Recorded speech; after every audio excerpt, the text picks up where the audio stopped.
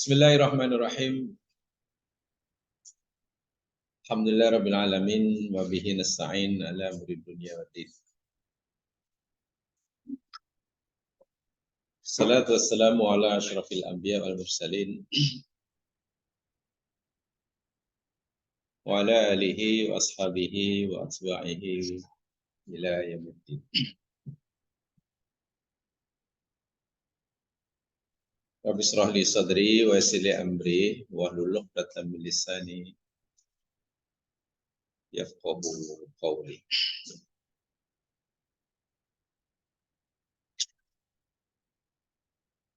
Insyaallah kita akan teruskan siri kajian kita terakhir dari surah Luqman. Dan minggu lepas kita kaji sama poin yang keempat ataupun kegaiban yang keempat daripada 5 perkara gaib yang Allah sahaja maha mengetahuinya, sebenarnya yang disebutkan dalam Luqman 34 ini. Perkara gaib yang keempat di situ disebutkan oleh Allah, wa ma tadri nafsun madza taksibu gadan. Dan minggu lepas setelah kita belajar sama beberapa contohnya. Apa maksudnya? Seperti mana yang mungkin jamaah masih ingat.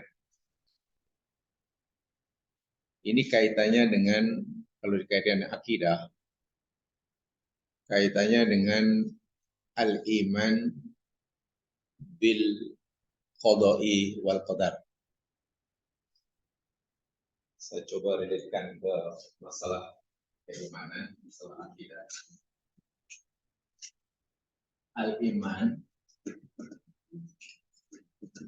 kepada bil qada'i atau bil qadari wal qada. Bil qadari.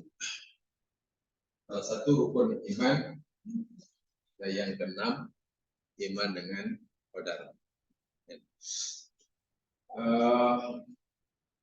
Agar kita tidak salah paham tentang iman dengan qadar ini. Masih ingat ada perbedaan apa qada dan qadar? Perbedaan qada dan qadar atau qadar dan qada? Masih ingat? Yang tahu?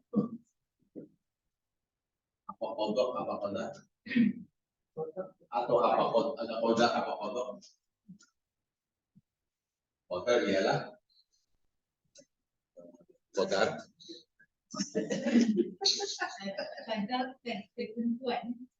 Ya, qadar tentuan, qada pelaksanaan.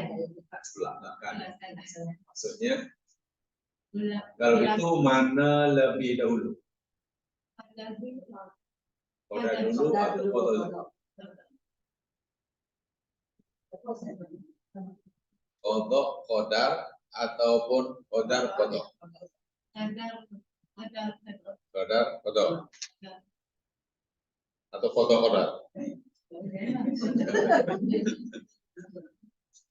Ini ya Mas ya, apa yang Allah sebelum Allah ciptakan alam semesta dari sini, bahasa mudah lah. Sebelum Allah menciptakan makhluknya lah, termasuk malaikat, kapal semuanya, Allah sudah tetapkan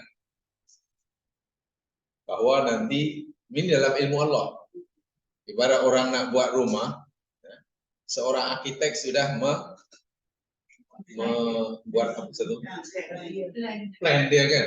Jadi arsitek tahu rumah kita ini akan seperti apa, bentuknya seperti apa, luasannya seperti apa, biliknya berapa, kan dah tahu kan arsitek. Tapi rumah belum ada. Nah, apa yang telah diketahui dalam ilmu arsitek itu namanya qadar. Dan ini, jadi di sini. Jadi sudah ada dalam kepala arsitek. Itu qadar. Kemudian plan itu serahkan kepada kontraktor dan itu akan buat apa yang sesuai dengan apa yang dilakukan oleh kontraktor itu. Buat rumah sesuai dan betul-betul nanti rumah itu akan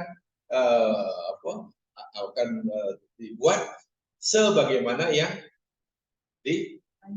Nah, pelaksanaan apa yang diberikan oleh si arsitek, oleh si kontraktor itulah namanya kodok. Jadi kodok pelaksanaan terhadap bagi kodar. Ini pendapat yang kuat, walaupun ada pendapat yang lain sebaliknya. Kodok dahulu baru kodar. Tak pernah berbeda, tapi maksudnya begitu. Sebelum Allah cipta bumi dan langit, Allah dah tahu dah bahwa hari Rabu ini berapa? 10. 13 bulan Desember 2023 ada hamba-hambaku bernama bulan datang ke tempat ini. Ini Allah dah tahu dalam qadarna.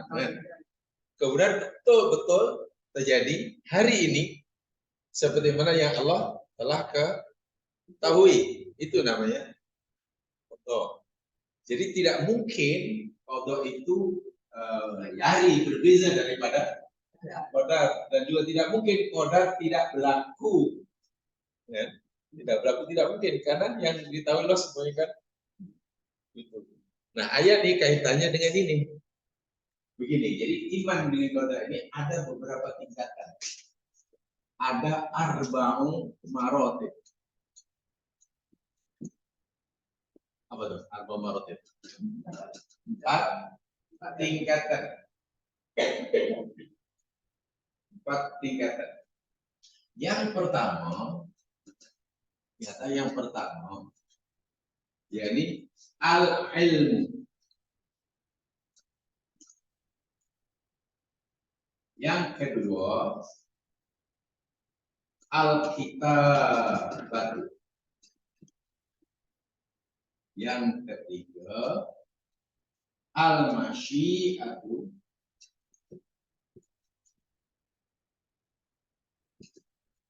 Dan yang keempat, al-khalqu. Maksudnya macam mana? Tingkatan iman pada qada itu ada 4. Yang pertama, kita wajib iman tentang qada qadar.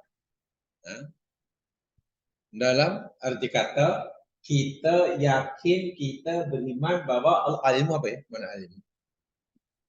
Mengetahui kan? Ya. Ilmu maknanya kita wajib yakin bahwa Allah telah mengetahui setiap apa yang dia ciptakan. Allah sudah tahu setiap apa yang ia akan ciptakan sebelum ia menciptakan. Itu maksud ilmu ini. Allah tahu apa yang akan berlaku sebelum ianya berlaku. Dan ini hanya Allah saja yang tahu. Kita tidak tahu apa yang berlaku bagi kita esok. Betul.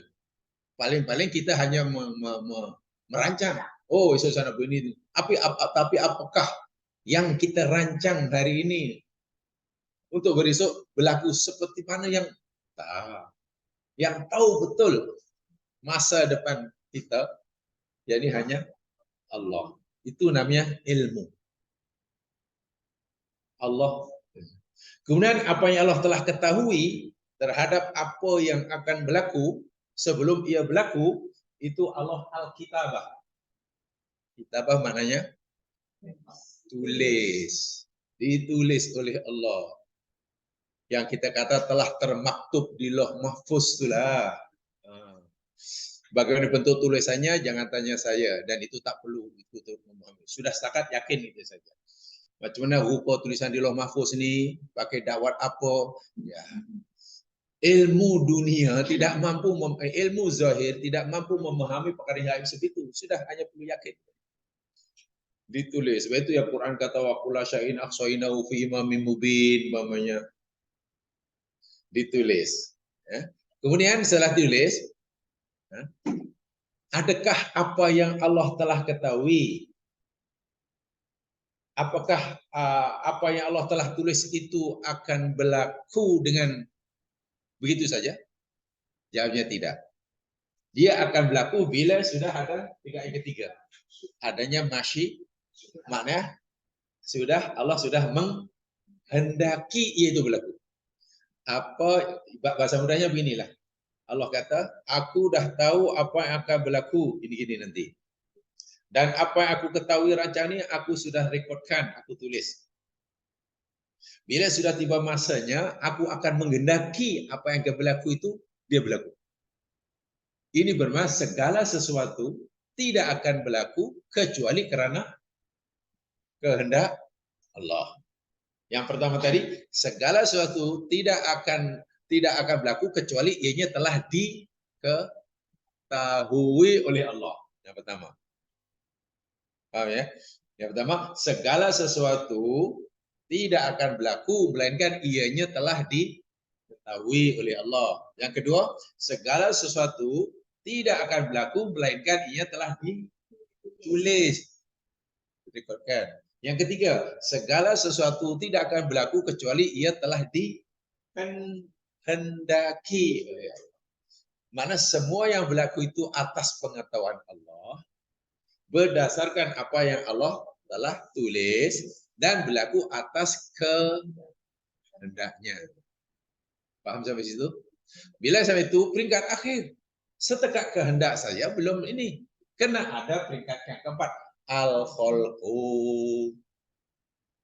Al-khalqu itu maknanya pencipta. Jadi bila Allah sudah menghendaki, ya, oke, katalah hari ini saya nak masak tom yum, itu peringkat apa namanya?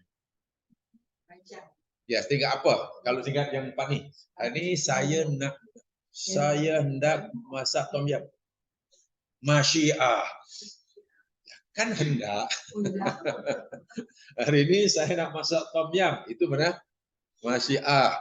Kemudian kita tahu, oh saya tahu tom yum saya nak buat nanti macam ini, bahannya ini dan rasanya mesti ini, saya mau sebanyak ini. Itu namanya apa?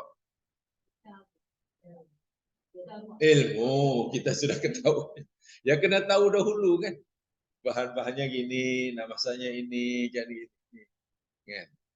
Dan kita tetapkan kadarnya. Apa yang kita ketahui itu kita telah putuskan. Kitabah, putus. Baru kita punya kehendak. Karena sudah pukul 10, pukul 11, kita ada kehendak nak masak. Tapi baru berkehendak. Baru akan wujud bila kita sudah memulakan al-khalqu, mengerjakannya, menciptakannya, mewujudkannya. Betul? Kok keempat-empat inilah unsur kepenting dalam percaya pada qada qadar. Tapi biasanya orang percaya pada qada qadar apa pengertian dia? Ini sudah qada qadar. Biasanya yang mana dari empat yang sering difahami? Unsur yang mana? Yang kedua kan, maknanya setelah dah tak payah. Tak, bukan begitu. Ini peringkatnya. Paham ya? Jadi katakanlah, ya, ada apa namanya pokok tumbang atau apa itu?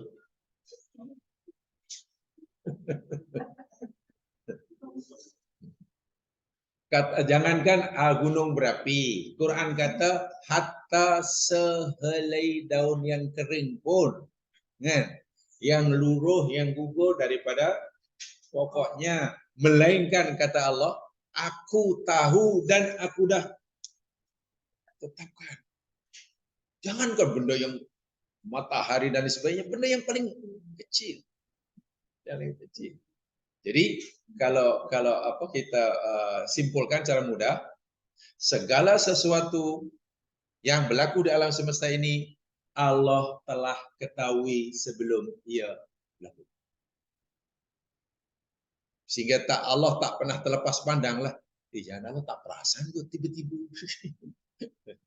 Kita tidak mungkin tahu apa yang akan berlaku sebelum berlaku. Sebab itu kita jadi terkejut. Tak sangka. Nah, itu kita kata. Tak sangka berlaku. Di luar apa namanya? Jangkaan kita.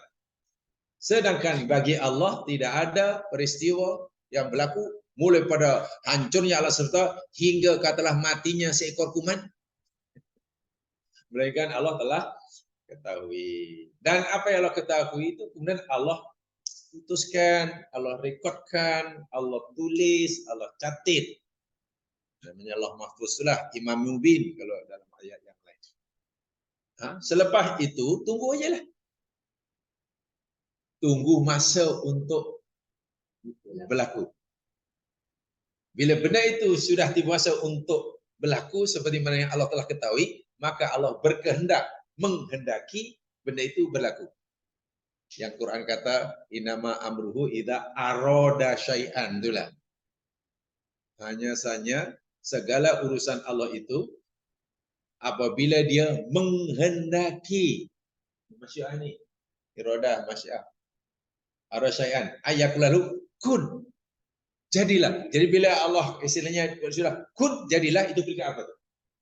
Bila Allah menghendaki nak cipta sesuatu yang ia telah ketahui sebelumnya, yang ia telah tahu, kun. Bila sudah kun berarti mana? Falku lah. Kan fayakunu kan? Fayakun maka wujud. Kun jadi. Jadi keempat-empat inilah unsur terpenting dalam percaya pada qada. Termasuklah sehingga ayat ini bila Allah kata tidak ada satu diri pun yang tahu apa yang ia akan buat, apa yang berlaku pada masa depan. Yang tahu hanya Allah. Untuk juga itu. Dan apa yang Allah ketahui itu Allah dah tetapkan, tulis. Bila apa yang Allah tetapkan buat kita hingga hari ini belum berlaku, pasal apa? Baik, saya nak beri contoh sekarang supaya yang faham betul. Kita yakin seyakin-yakinnya. Termasuk apa yang Allah telah ketahui bagi diri kita pada masa depan yang pasti berlaku adalah mati. Yakin atau ragu? Yakin mati ataupun ragu? Yakin ya? Yakin. Yakin kan? Yakin. Allah tahu ataupun tak tahu yang suatu hari kita akan mati, bila, di mana, cara macam mana? Allah tahu atau tak tahu? Tahu. Allah sudah tetapkan pengetahuannya, sudah dicop, sudah ditulis atau belum? Sudah.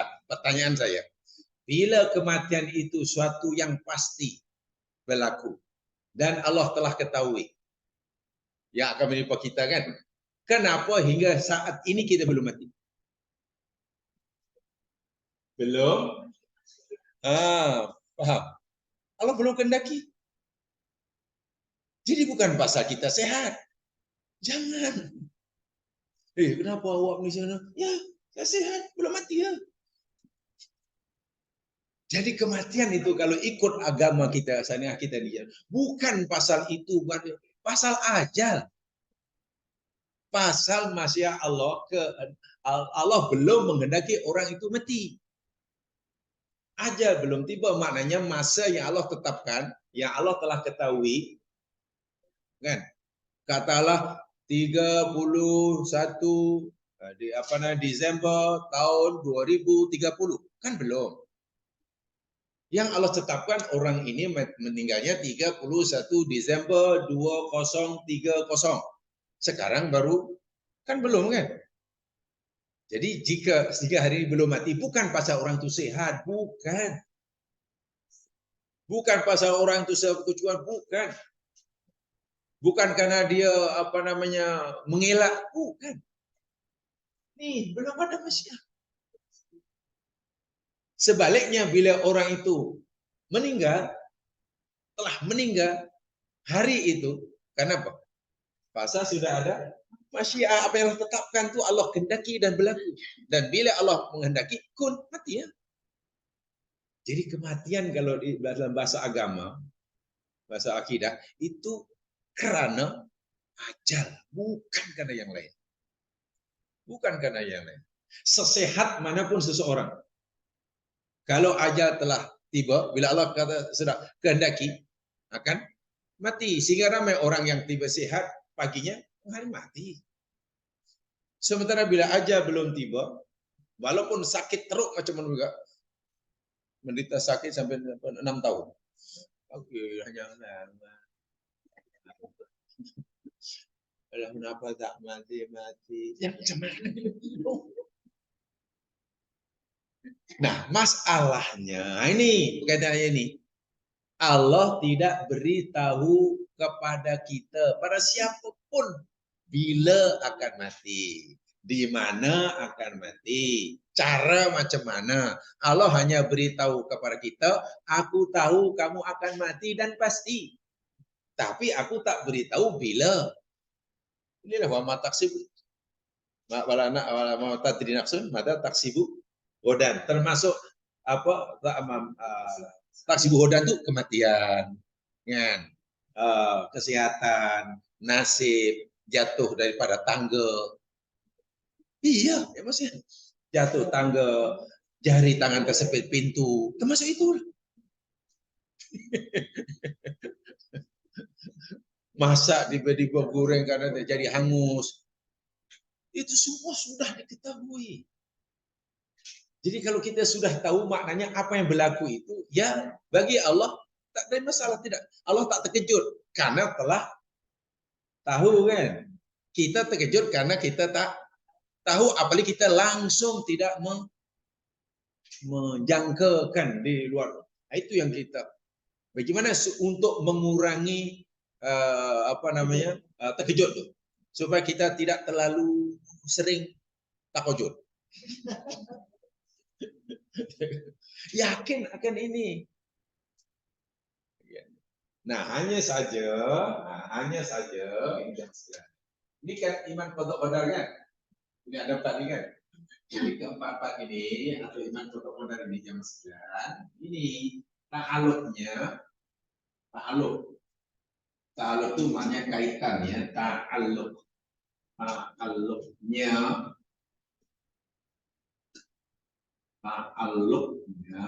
ada dua.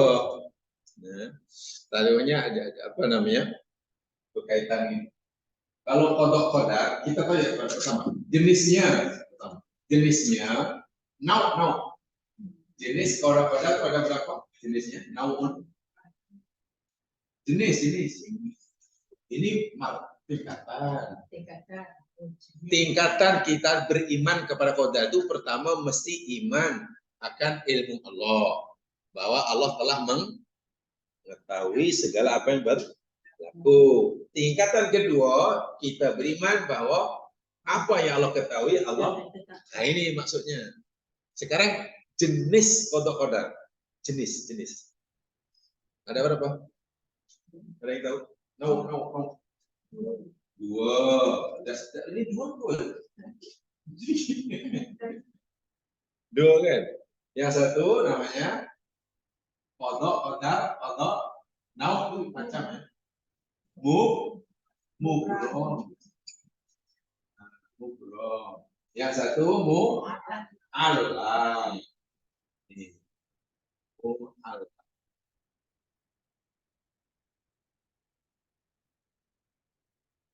Yang mubrami kita yakin aja, sebab mubrami kita tidak tidak diberi apa-apa kebebasan, tidak diberi apa-apa pilihan. Dalam bahasa mudah, kita memang dipaksa dan terpaksa, sudah disetkan seperti itu. Untuk yang faedah ini kita memang tak ada pilihan, kita tak ada, dan satu. Tapi jangan khawatir, qada Allah Subhanahu wa taala terhadap kita yang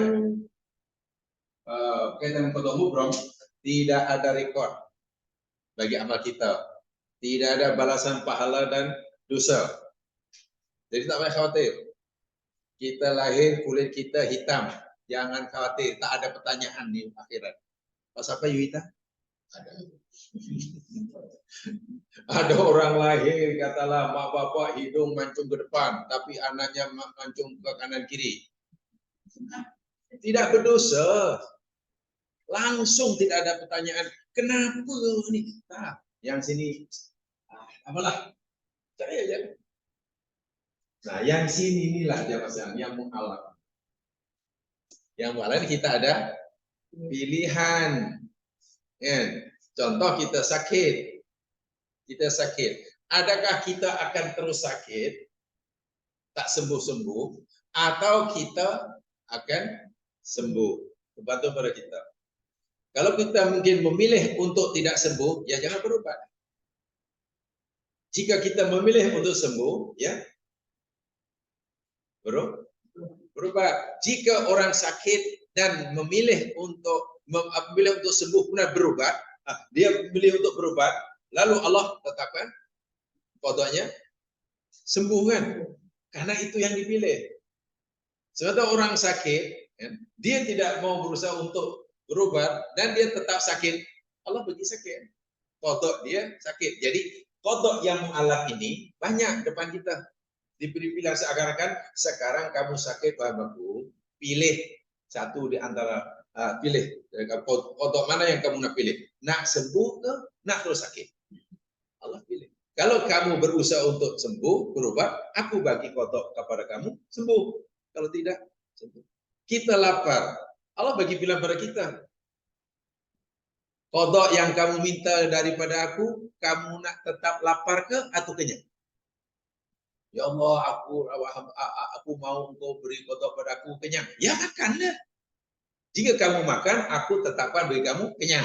Bila kamu tak nak makan, mogok makan, kamu lapar dan mati. Jadi di sini nih banyak qada kita banyak di sini nih. Qada bukan satu. Di sini yang ini ya. Yang ini tak ada pilihan, Pak. Karena ini sudah selesai lah ini. Apa saudara perlu nanti? Sebab karena yang situ yang dipilih, malah tak ada pertanyaan. Oh, yang di sini nih. Jadi boleh macam-macam. Ya lihatlah. Ada budak sekolahnya sama di sekolah rendah hingga universiti. Belajar sama, cikgu sama, duduk semeja sama. Kenapa salah jadi keluar di universiti ada kerja macam-macam? Nasibnya macam-macam. Kenapa tidak yang satu yang menteri? Kenapa tidak kelima menjadi menteri semuanya? Kenapa yang mereka? Nah, karena mereka itu qada Allah kan. Tapi qada yang Allah berikan pada A, B, C, D itu bergantung pada apa yang dipilih oleh Allah tadi. Jadi qada yang di sini sangat banyak. Dan Allah serahkan pada kita untuk memilih. Sebab itulah iman pada qada qadar dalam ini yang mu'allaq ini sifatnya. Yang ini ya. Ini sifatnya yakni inkisaf ta'alluqnya. Bagi saya sangat penting kan dipahami seperti itu. Inkisafun. Ini insaf sebagai ada betul. Bukan ijbarun. Ijbarun tak betul. Jadi bagi tanda pangkah ya. Pangkah. Pangkah itu mana tanda apa ya? Betul tak betul?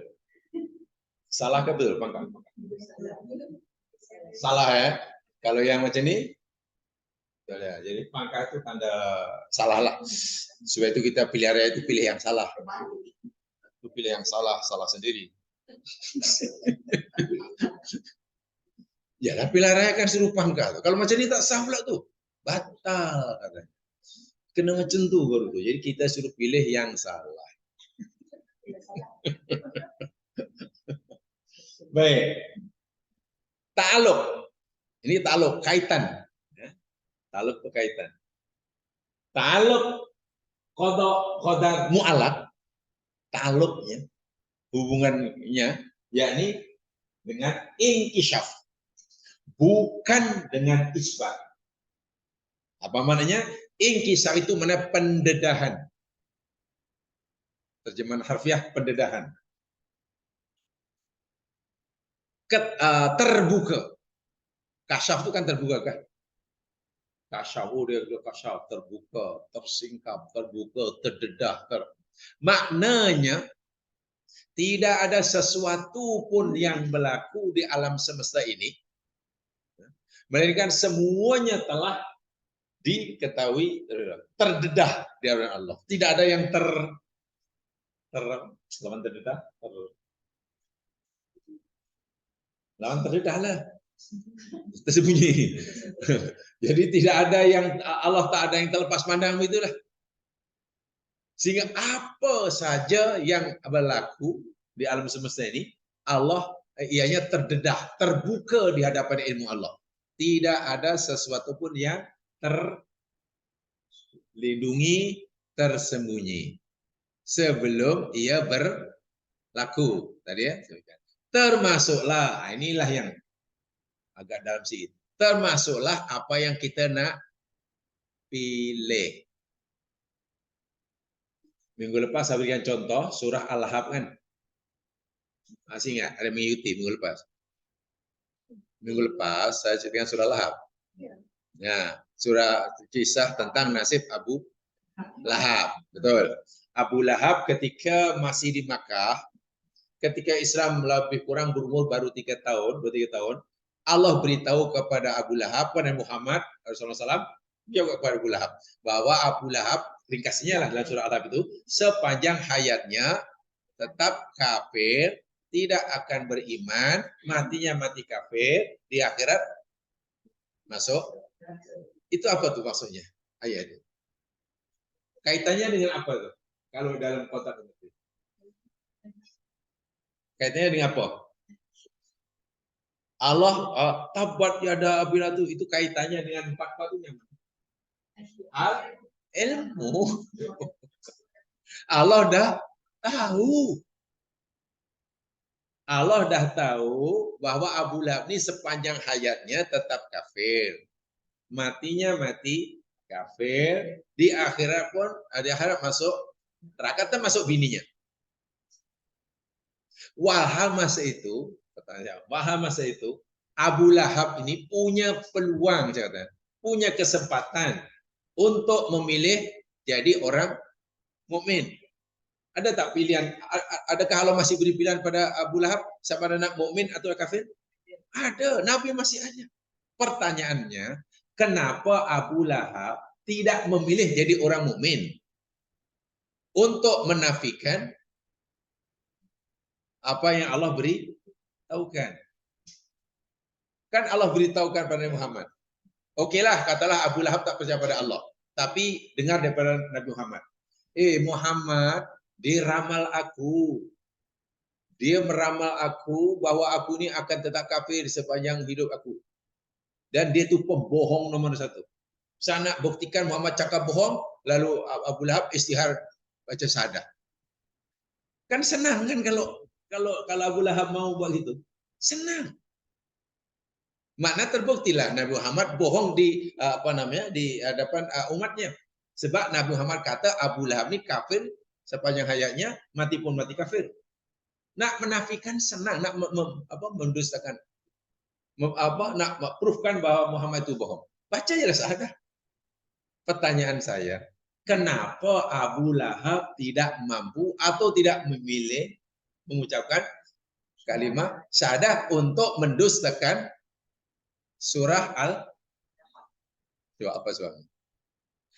Yang beritahu itu bukan Nabi Muhammad. Yang beritahu itu adalah Allah. Allah tahu bahwa Abu Lahab pasti akan tetap memilih jadi orang kafir walaupun dia boleh memilih jadi.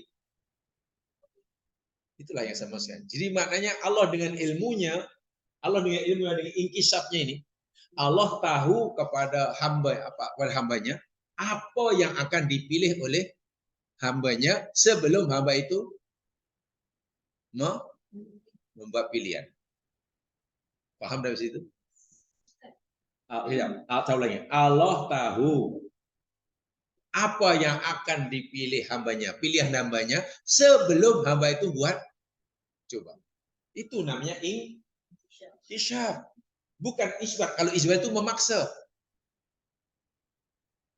Kita jangan kata ini. Kenapa Abu Lahab ini kafir? Ya tak boleh. Ya karena Allah sudah paksa jadi kafir. Tak boleh. Kekufuran Abu Lahab itu atas dasar paksaan Allah atau atas dasar pilihan si Lahab. Pilihan si Abu Lahab kan? Tidak. Kekufuran Abu Lahab. Kan? Itu atas dasar pilihan Abu Lahab sendirikah atau karena dipaksa oleh Allah jadi orang kafir? Pilihan. Tapi Allah sudah tahu apa yang akan dipilih oleh Abu Lahab sebelum Abu Lahab membuat. Itulah mana inkisaf. Paham?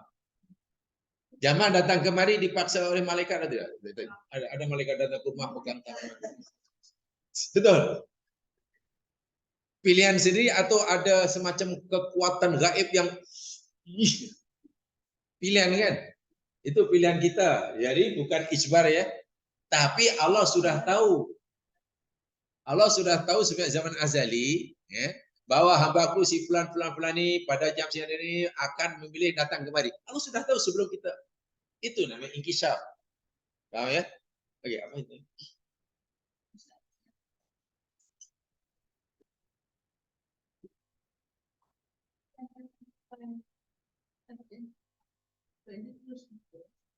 Sudah ada masyiah Allah. Ya. Sudah ada masyiah yang menjadikan Abu Bakar. Tadi kan dikatakan itu namanya marotip tingkatan gitulah. Artinya begini, cara memahaminya jangan berfasa-fasa. Fasa pertama Allah tahu saya, tapi belum ditulis, bukan begitu. Cara memahaminya, Allah tahu aja, tapi Allah belum tulis. Setelah tahu semuanya, baru fasa kedua Allah tulis. Tulis saja. Setelah siap tulis, fasa ketiga Allah baru bukan begitu cara memahaminya. Caranya ini ketiga ini berkaitan. Tapi untuk memahaminya begitulah. Cara memahaminya pecah pada kota itu pertama sekali paling basic kita kena yakin bahwa segala sesuatu Allah yang berlaku Allah telah tahu sebelum ia berlaku. Kemudian fase kedua cara kita memahaminya, apa yang Allah ketahui itu Allah tulis, tetapkan. Kemudian tingkat ketiga Allah berkehendak dan sebenarnya Allah menciptakan. Betul. Itu betul. Hanya katalah, adakah Allah sudah tahu kekufuran Abu Lahab? Ya. Adakah Allah telah tulis kekufuran Abu Lahab? Ya. Adakah Allah menghendaki Abu Lahab nanti jadi orang kafir? Iya. Adakah nanti terbukti kehendak Allah terbukti bahwa Abu Lahab tetap kafir? Begitu langsung. Jadi maksudnya jangan gini. Adakah kekufuran Abu Lahab itu berlaku atas kehendak Allah saat itu, bukan semenjak zaman azali? Bukan itu. Ini semuanya berlaku di zaman azali. Begitu lah maksudnya.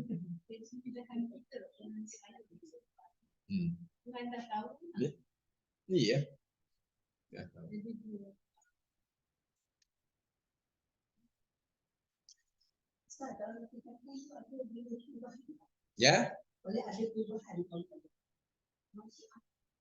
Macam mana?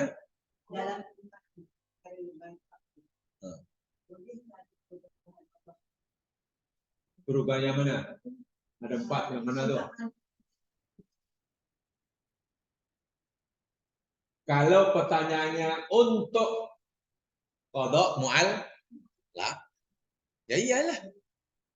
Kalau kayak qada mubram tidak. Hanya begini. Kalau saya takut nanti yang dimasukkan perubahan itu perubahan maknanya dari merah jadi biru, bukan begitu. Saya takut macam itu. Sebenarnya begini, bukan begitu cara memahaminya. Katalah mula-mula sebenarnya Allah SWT kata Allah, aku tetapkan orang ini jadi merah. Aku tahu dia merah. Aku rekodkan dia merah. Aku dia merah. Tiba-tiba karena orang ini buat gini di luar pengetahuan aku terpaksa menukar. Kalau yang dimaksudkan perubahan itu salah, bukan begitu maksudnya. Sebab tidak mungkin Allah mengubah apa yang di ini, kan? Hanya karena faktor yang datang kemudian. Ini bagaimana pengetahuan Allah tidak menyeluruh lah. Yang maksud perubahan itu begini. Katakanlah tadi ya sehat, orang sakit jadi sehat ataupun tak sehat, kan? Itu kan pilihan kan. Kita kalau jadi dalam ilmu Allah sudah tahu, sudah tetapkan. Bila hambaku ini buat ini, aku tetapkan ia sehat. Tapi bila hambaku buat yang ini, aku tetapkan ia tetap sakit. Itulah maksudnya. Bukan maknanya Allah, hambaku aku sudah tetapkan dia sehat. Itu kata Allah kata begitu. Tiba-tiba dalam reality dia, aku udah kira rupanya dia pilih yang lain. Kalau itu aku ubahlah keputusan. Mustahil. Maha suci Allah dari itu. Itu yang saya tadi, Allah tahu apa yang jadi pilihan hambanya sebelum hamba buat. Itulah. Abu Lahab dah diketahui oleh Allah bahwa ia akan tetap memilih jadi orang kafir. Walaupun dia sebenarnya boleh memilih jadi orang itulah. Dan itu ada dalam Al-Quran.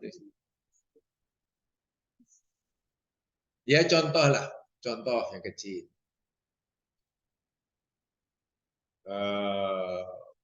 Wasi dah ada cicit? Ada. Agak-agak Puan Si ataupun mungkin nenek atau apa namanya atuknya atau mungkin orang tuanya tahu atau siapa atau tahu atau belum siapa yang jadi jodohnya nanti. Kan tak tahu kan? Tak tahu kan siapa yang akan jodohnya? Jadi suami atau jadi istrinya, betul? Tahu atau belum siapa yang akan jadi anaknya? Lah kita tahu. Iya, tapi Allah sudah tahu. Allah sudah tahu dan Allah sudah tetapkan. Dan apa yang berlaku nanti akan sesuai dengan apa yang Allah ketahui. Tetapi pengetahuan Allah ini, itulah ilmu kitabah mas'al yang berkaitan dengan mu'alaq ini hanya bersifat isyaf, hanya pendedahan. Pasti pengetahuan Allah tidak akan tersilap dan tidak ada unsur isbar. Isbar itu maknanya memaksa. Artinya kita tetap diberi kebebasan untuk memilih, gitulah. Malangnya orang nih bila sebut kotor-kotor seakan-akan semuanya ini. Itu salah besar. Lebih salah lagi bila ia berjaya dia kata itu ikhtiar saya, itu usaha saya. Bila gagal itu qada. Oh itu lagi. Itu faman akidah paling kurang asam. Ya salah. Yang dipaksa itu di sana loh. Yang saya kata sudah shadaqallahul adzim tadi lah. Apa? Qada. Itu ijbar. Itu inkisah pun. Ada isbar pun. Maknanya kita memang dipaksa. Saya lahir sebagai lelaki sebini. Muka saya sebini. Apa namanya? Ini sudah apa ya? Dipaksa. Saya tak ada pilihan. Mak bapak saya tak ada pilihan. Sebab itu yang kodok yang mubram itu tidak ada pertanyaan, tak ada pertanggungjawaban. Jangan khawatir, pahala pun tak dapat, dosa pun tak dapat. Apa kita fikir ada katalah orang apa bayi lahir apa namanya katalah mata satu ya di tengah aja. Apa kita fikir dia dosa? Tak dosa langsung. Karena katalah awak dosa karena mata awak satu aja sebabnya dua. Tapi kalau nanti ada bayi lahir matanya 4, awak dapat pahala karena terlebih mata. Tak ada kena-mengena. Nah di sini nih yang ada rekod nih. Aqimus shalah. Kalau kata dirikan salat. Itu perintah Allah tuh. Bila ada perintah Allah, kita diberi pilihan pula oleh Allah. Sekarang hambaku, walaupun aku suruh kamu sholat, dan sholat itu wajib, walau bagaimanapun, aku bagi kamu pilihan. Bila kamu nak sholat, patuh buat apa yang kau suruh, ini pahalanya. Bila kamu memilih untuk tak patuh, ini balasannya. Sekarang terpulang pada kamu. Aku tak paksa kamu. Tidak ada tapi aku sudah tahu apa yang kamu. Oh, orang ini memilih untuk sholat. Oh, orang memilih untuk. Allah dah tahu tuh. Dah tahu sebelum orang itu buat pilihan tuh. Jadi jangan kita fikir Allah tahu ketika kita buat pilihan. Jauh semenjak zaman azali. Itu namanya al-ilmu. Jadi tak boleh orang kata kenapa nih apa degil sangat nih agama apa ya Allah dah tadikan macam ini. Semana? Kodok-kodar. Ada orang mencuri pada zaman Umar. Setelah tanya dikata sudah lebih 20 kali mencuri. 20 kali. Dan memang profesional ini, bukan amateur punya pencuri. Jadi Umar apa namanya tanya di soal saya kenapa mencuri. Jawaban dia cukup selambung dan begitu yakin. Kata, ya Umar, qad qadarallahu li. Aku jadi pencuri karena Allah dah takdirkan. Tengok jawabannya. Di depan mahkamah, hakimnya Umar tuh. Umar suruh kepada pegawainya, tolong dia kerat tangan dia. Kerat tangannya. Kan mencuri sama jadi potong tangan. Dan sepat dia. Protes orang ini. Umar, hukum Allah, bagi kesalahan mencuri, jadi dipotong tangan. Kenapa ada tambahan sebat? Ya, potong tangan itu karena kesalahan kamu mencuri. Dan sebatan itu karena kamu menuduh. Itu takdir Allah. Mencuri karena aku dah tak ada pilihan karena untuk jadi orang baik karena Allah dah takdirkan. Sebab mencuri itu bagaimana kesalahan yang besar tu. Yalah memang kesalahannya itu kesalahan akidah. Ya, kesalahan akidah. Umar tambah dia, suruh dia disentak. Salah itu.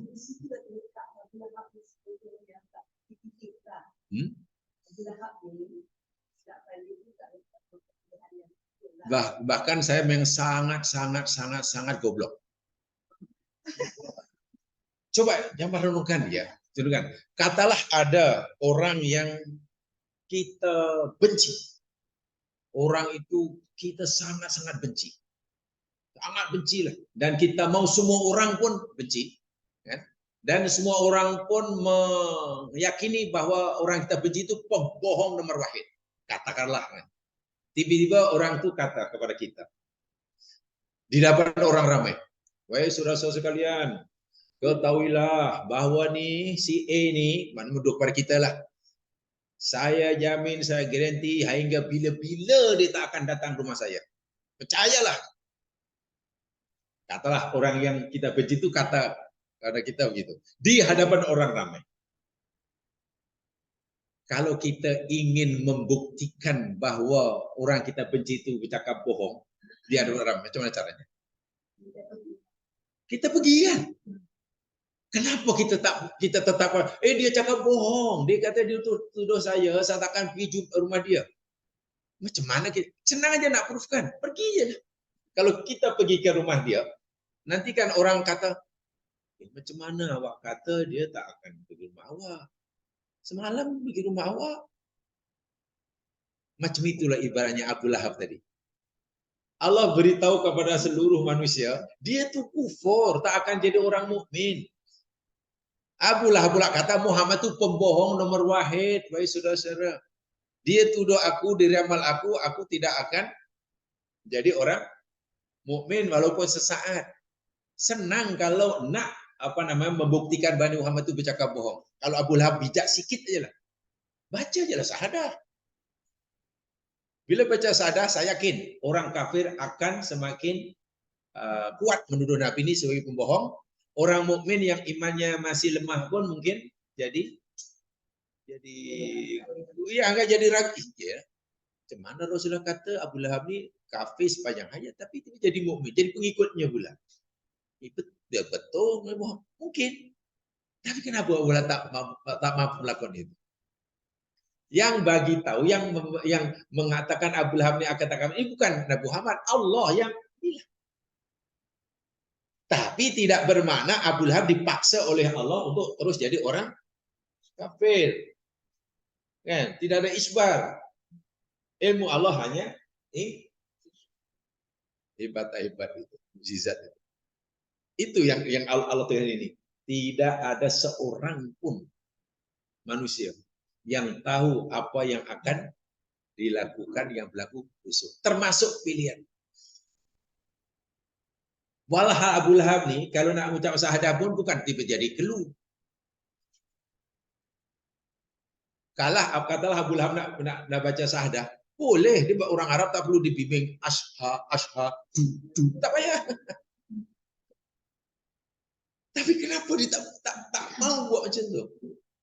Nah, inilah yang benar-benar. Jadi benda yang ada kaitan pilihan kita pun kita tak mampu dia tak mampu melakukannya, apalagi yang tentang kejayaan lah, kegagalan lah, senang lah, meninggal kan, siapa yang jadi anak kepada cicitnya lah, manalah tahu.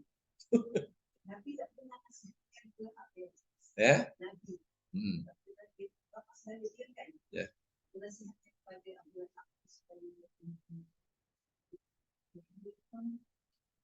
daripada sebelum hingga selepas turunnya surah Al-Lahab, Nabi ini tetap menjadikan Abu Lahab salah seorang daripada objek dakwahnya. Maknanya bukan kerana Allah dah beritahu Abu Lahab ni akan jadi orang kafir sepanjang hayat, lalu Nabi kata, tak apalah, kalau tak payah tegur lah, biar je lah. Tak, Nabi tetap dakwah. Dia makin kuat mau. Akhirnya Nabi hijrah ke Taif itu kan itu punca dia. Ingat ya? Nabi hijrah ke Taif sampai itu karena tak tahan. Apalagi lebih-lebih lagi ketika tahun yang sama penyokong Nabi di luar namanya Abu Thalib, saudara Abu Lahab juga kan, meninggal, dan penyokong dari dalam rumah Khadijah Al-Kubra meninggal. Jadi Nabi sudah tidak punya lagi apa istilahnya penyokong kuatnya lah dua orang nih. Jadi orang-orang kafir termasuk makinlah berani. Kalau sebelumnya kata nak menyakiti dan buat segan pada Abu Thalib, sekarang tak ada lagi yang disegani. Sehingga Nabi itu kan Nabi terus dakwah. Jadi Nabi tak cara berfikirnya bukan apalah karena Allah sudah beritahu dia kafir tak akan sia-sia aja, tak apalah, tak payahlah diseru-seru. Kalau kita yang jadi Nabi kan begitu kan. Katakanlah kalau kita jadi Nabi, lalu diberitahu oleh Allah bahwa orang ini sepanjang hayat akan tetap kafir, tak akan masuk Islam. Kita akan terus istiqomah berdakwah padanya atau kita sudah blacklistkan orang? Adalah. Nah, kalau kita itu satu sebab kenapa kita tak layak jadi Nabi. Mungkin yang ditanyakan ini, kalau kita mau punya pertanyaan bijak, buat apa Nabi terus berdakwah pada Abu Lahab, sedangkan Allah sudah beritahu bahwa Abu Lahab ini tetap kafir. Lagi pula Quran dah beritahu, innal ladzina kafaru sawaun alaihim a'andartahum. Coba kalau kita berdasarkan dalil-dalil yang seperti itu, bukankah lebih bijak kita kalau kita hentikan saja dakwah? Quran dah beritahu dah orang-orang kafir ini Muhammad macam si Lahab tu serupa je. Kamu seru ke, kamu tak seru ke, kamu bagi dakwah ke tidak sama. Layu minum takkan. Kan itu Allah yang kata. Kalau kita gunakan dalil itulah itu kan lebih baik bagi kita. Hentilah. Tapi kan boreh aja. Tapi kenapa Nabi terus berdakwah coba? Itu saya pikir soalan yang bijak yang tak mudah dijawab. Jadi karena jamaah tak tanya itu saya yang tanya jadi yang menjawab. Coba apa sih? Nah, supaya kita lebih berpikir cerdas.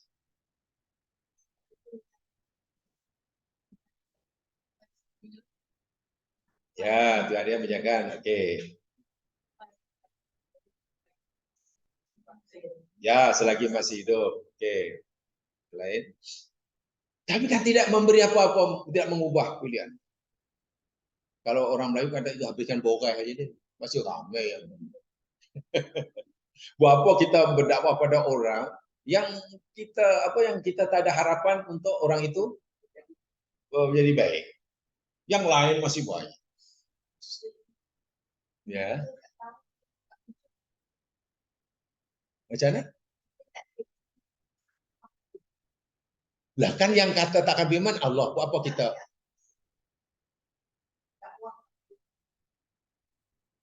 Nah, contohnya tadi yang Nabi tadi kenapa tak hentikan saja? Kan Allah sudah beritahu tak akan. Jadi Nabi tidak perlu punya ilmu karena Allah sudah beritahu. Ya. Bukan orang kapo yang sekarang, bukan Pak Lahab, Abu Lahab. Jawab silakan dakwah ini begini ya. Kita menyampaikan kebenaran pada orang ini, ya apa namanya? Ada beberapa alasan.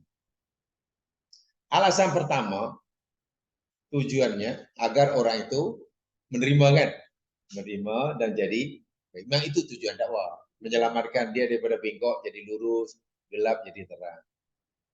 Kalau itu katalah tidak tercapai, karena orang tak berubah, kan? Alasan yang kedua, Yang kedua yakni agar orang itu di akhirat tidak punya alasan di hadapan Allah. Katakanlah Allah suruh kita sampaikan ajaran pada manusia, ada 10 katalah. 10. Tapi kita baru sampaikan 4. Yang 6 kita tak sampaikan. Dengan alasan, buat apa aku sampaikan? Kalau sampaikan 10 pun bukannya. Nanti di akhirat orangnya ada alasan. Kenapa kamu tolak ajaran?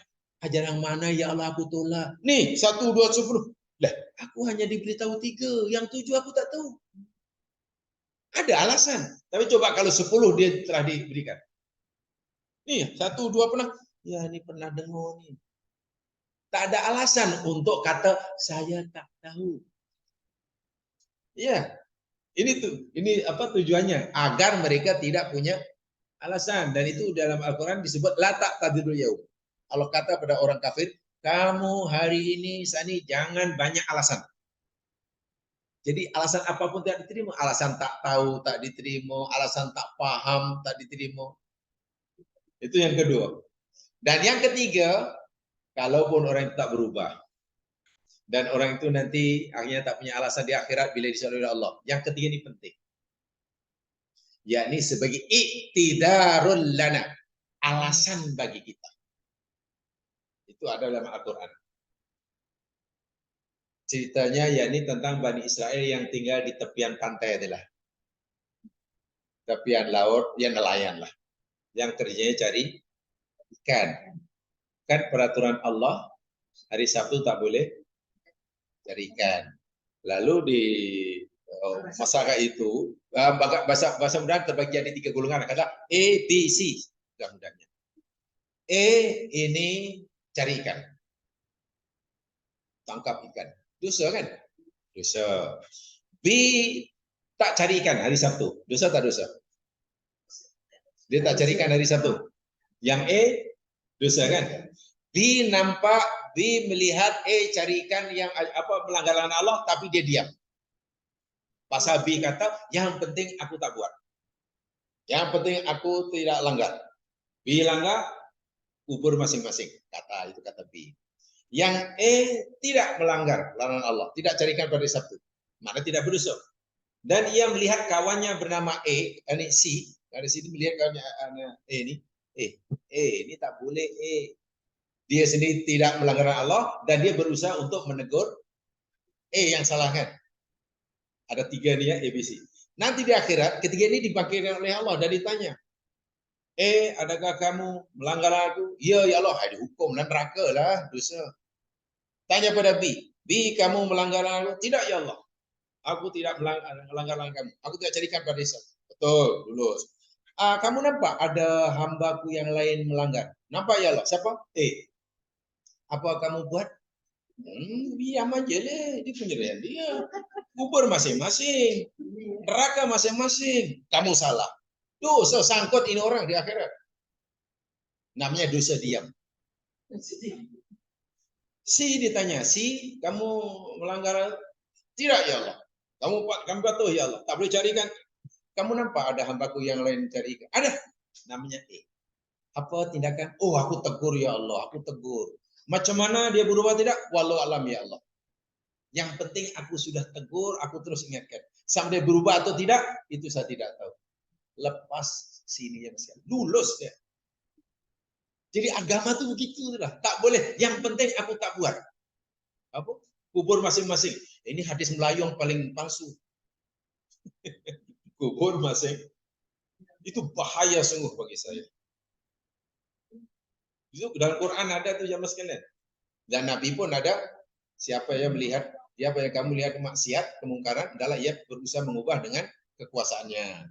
Bila tak mampu, adalah ubah dengan nasihat, lidah. Bila tak mampu, benci dalam hati. Tak setuju lah. Tapi kalau kita hanya mampu membenci dalam hati, itulah iman yang paling lemah. Takkan hidup kita jadi iman yang paling lemah. Iya. Ya, memang masuk surga memang mahal. Maksudnya. Ya. Orang kaki pun boleh nampak apa di akhirat tu. Nampak dalam arti kemuliaan tidak.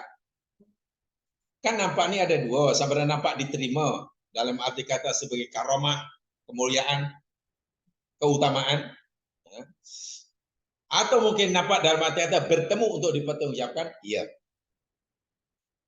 Jadi kalau tak nampak tidak, bertemu tidak, orang kafir lepas, bagus. Kalau tak jumpa saya, aku jumpa.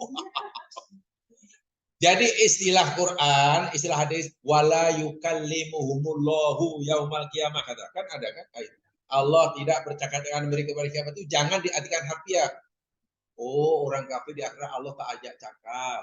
Maknanya seronok lah. Tak ada pertanyaan, bukan gitu. Itu bukan kemurkaan Allah. Istrinya jangankan bercakap-cakap mereka, menyambut mereka, memandang pun tak nak.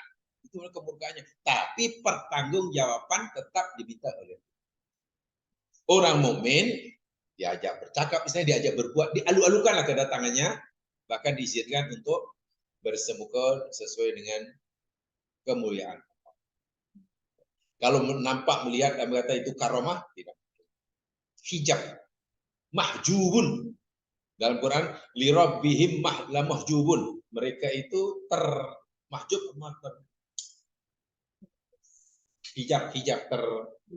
terhijab, terhalang daripada melihat Allah. Tapi terhalang, terhijab di melihat Allah, jangan kita pahami mereka terlepas daripada hijab, bukan begitu.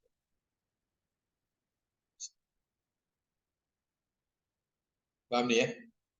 Wa ma tadri nafsun madza taksib. Dalam sekali. Perjalanan hidup kita ini sudah tertulis semua. Ya, sudah diketahui. Sudah tertulis. Tapi yang diketahui dan tertulis itu ada dua. Yang mubram sudahlah khutbah hatim ya, itu tak payah risau. Nah, itu tak payah risau. Yang ini nih. Sebab ini pilihan.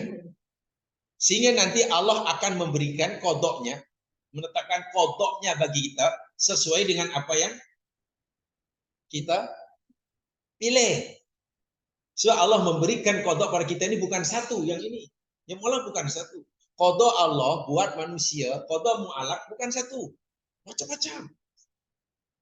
Dan Allah akan berikan sesuai dengan pilihan manusia. Gitulah.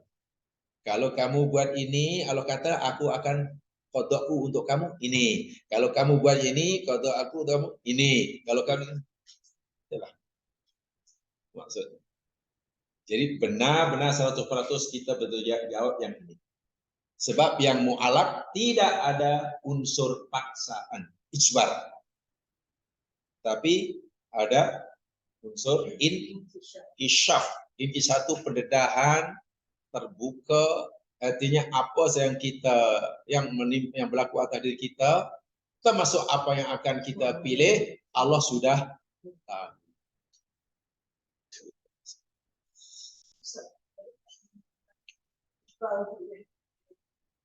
Berlawanan dengan Macam mana? berlawanan dengan masyarakat. Ketika sesuatu seperti apa? Isbar.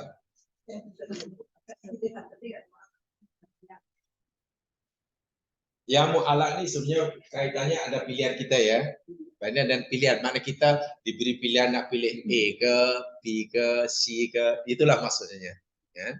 Dan sebab itulah kaitannya dengan inkisaf. Allah sudah tahu apa saja yang kita pilih. Tapi Allah tak paksa kita untuk memilih apa. Paham di situ? Allah bagi kita banyak pilihan dalam kodok yang kedua ini. Ya. Tapi Allah sudah tahu apa yang kita akan pilih sebelum kita buat pilihan. Dan Allah tidak paksa kita untuk memilih apa yang kita biasa. Ya? Salah dalam arti kata? Ya pastilah. Pastilah, bukan kemungkinan. Ya contohnya, baik. Apa yang Allah maukan sebetulnya daripada Abu Lahab dalam menentukan pilihannya. Iman atau kafir. Yang Allah mahukan. Iman kan? Tapi apa yang dipilih oleh si Abu Lahab? Kafir. Pertanyaan, adakah pilihan yang dipilih oleh Abu Lahab yang Allah sudah tahu sebelum Abu Lahab memilih? Itu pilihan yang Allah sukai atau yang tidak? Nah, itu sangat-sangat mungkin. Dan memang begitu. Sebab itu orang yang bertuah, bila ia memilih, menjatuhkan pilihannya sesuai dengan apa yang Allah ridhoi. Yang Allah ridhoi. Ya. Saya pernah menyampaikan dahulu, tapi di mana pun sampaikan. Sebab kalau kita tak serius mengkajinya memang susah untuk membuat. Coba kalau saya tanya ulangi, saya ulang lagi sekali. Ini saya ingat dah beberapa tahun dahulu lah saya sampaikan. Di Pak Lebo saya kan bab kodok kodam. So bagi saya aspek agama yang agak kurang diberi pendidikan itulah aspek seperti inilah. Sebab kalau setakat bab apa doa pagi jamaah boleh baca sendiri. Saya tahu jamaah ada punya koleksi buku doa banyak. Kalau bulan itu ada 2 apa 3 macam keduri kawin, balik giftnya itu koleksi doa. Doa pagi, doa bahkan di rumah ada sudah, tapi tak boleh baca. Nah, itu baca sendiri aja lah.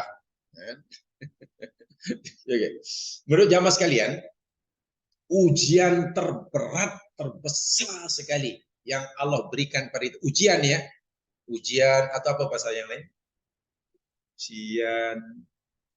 Ya ujian lah. Ujian yang terbesar daripada Allah buat kita manusia hambanya di dunia yang paling berat, paling besar sekali untuk jamaah. Sakit ke, bencana alam ke, kematian ke, itu ujian kan? Mati, sakit, hilang barang, apalagi lah bencana alam, dianiaya orang, buang kerja, baru naik jadi menteri 1 minggu suruh turun, itu kan ujian. Baik, menurut jamaah ujian paling terbesar sekali apa? Kematian ke, iman ke, kafir ke, ujian Allah.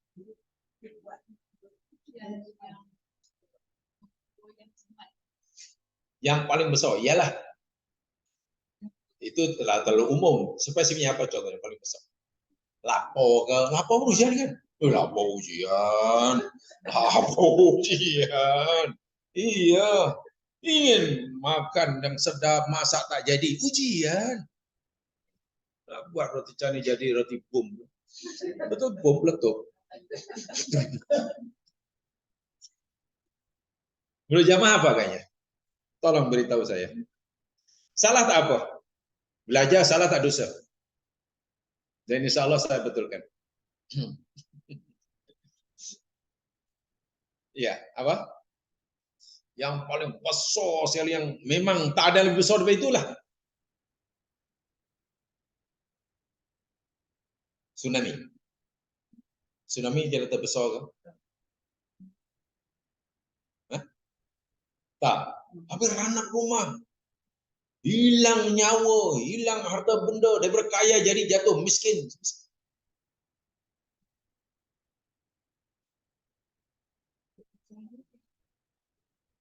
Ya. Ada? Nah, ujian yang terbesar daripada Allah buat manusia ini bersifat daripada dulu hingga sekarang hingga kiamat. Tak akan berubah-ubah. Kalau tsunami kan hari ini, pada hari ini ada tsunami. Seperti kalau tsunami pasti salah, gitulah maksud saya. Karena saya katakan ujian terbesar Allah pada hambanya pada manusia semasa hidup di dunia. Kalau disebut tsunami pasti salah, sebab tsunami sekarang berlaku, pada zaman ini tidak berlaku. Sedangkan yang sama-sama ujian itu yang berlaku daripada dahulu hingga kiamat. Apalah daripada lama-lama buka Al-Quran. Ya adil lah, saya yang tanya, saya jawab adil. Lihat surah Al-Maidah. Ayat 48.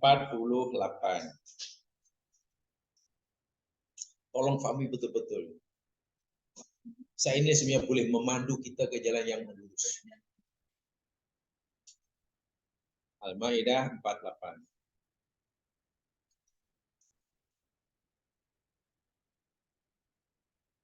Tapi kena cermat yang membaca. Jangan memahami ikut terjemahan, nanti tak paham. Lari nanti. Saya tunjukkan. Panjang kan? Oke, baca daripada pertengahan ayat aja. Daripada a'udzubillahi minasyaitonir rajim. Cuba semua dah? Dari pertengahan. Walau sya'allah, dari situ aja. Walau sya'allahu la ja'alakum ummatan wahidah. Dan jikalau Allah menghendaki, niscaya Allah menjadikan kamu satu umat. Apa maksud satu umat ini?